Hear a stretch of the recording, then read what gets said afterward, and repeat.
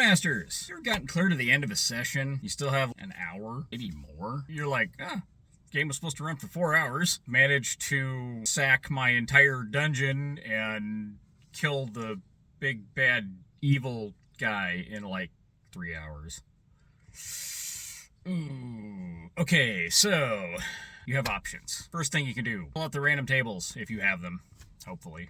Everybody should reasonably have a random table around, and have them run into something on the way back to town to sell their loot and claim their quest rewards or whatever you got. That's one thought. Another thought would be that, there's a secret room that you guys discover accidentally, and all you have to do is come up with a monster encounter for that secret room, or come up with a trap, or come up with something for that secret room. Combine that with a few other things, and you got your last hour of game time. There's another idea, another thought, and this applies more to magic rich games like Dungeons and Dragons, where you have to like attune to your magic item.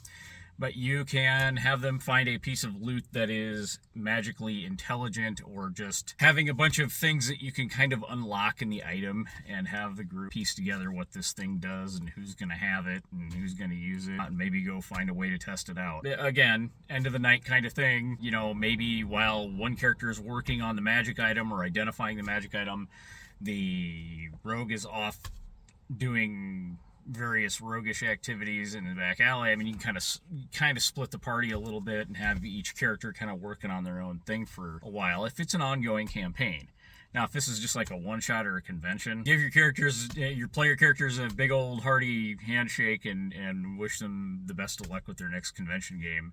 Because, wow, they blew that one right out the window. And I've had it happen before. I'm guilty of that, where they got ahead of me. And they wiped the dungeon before before the 4-hour time slot ended. And I'm just like sitting there going, man, what did I miss? What did I forget to do? Well, it wasn't me. It was them. Like, they just did that gosh darn well.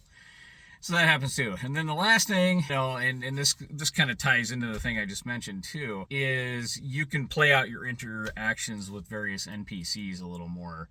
So if they wipe the dungeon out, they're going to go back to town, they're going to, sell their loot, heal their wounds, do all that stuff. Spend some time with those NPCs. Like, make that dialogue count a little more. Like maybe the Baron that assigned the quest or posted the bounty says, hey, while I got you guys here, there's this little problem just outside of town. Roll on the random table to see what creature it is.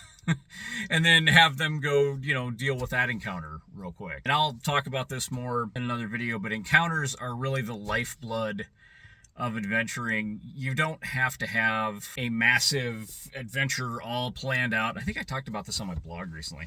You don't have to have a massive adventure all planned out. As a GM, sometimes it is just better to focus on encounters. And like I say, I'll talk about this in another video. A little preview of that. Encounters, and this is kind of one of my favorite things to do. There used to be 2 books for AD&D first edition called Book of Layers. Book of Layers 1, Book of Layers 2. Epic. Because that's all it was just like 1 or 2 really short encounters that you could run in an hour or 2, or sometimes it'd take up a whole evening. There was one encounter with a lich that wiped an entire party one time. There was another encounter with there's an eye tyrant that wiped my entire party because they couldn't handle it, because tactically this thing had been planned out so freaking well. Off topic, but encounters are like just something, like you can have a few of these things kind of in the back of your mind, or maybe tucked away in your notes someplace, or if you're really new as a game master and you have a little bit of extra time for your session prep, plan 1 or 2 extra encounters. They don't have to be combats. They don't have to be anything incredibly in-depth. It can just be, you guys find a stranger on the road and he's completely lost.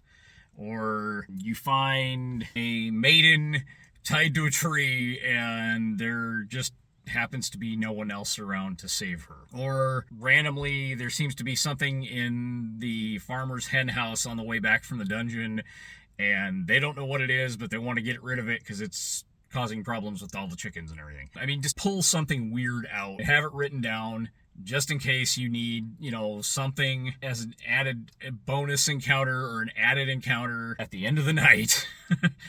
just as an amusing little, Easter egg kind of thing. In fact, there's a good one for you right there. Give them an Easter egg. You guys find this egg in the middle of the road. What do you do? Obviously, it's moving. It must have something in it, right? Baby dragon. Um, Although that might lead to trouble. Be kind of careful with those little last minute encounters if you're pulling them out of your head at the last minute.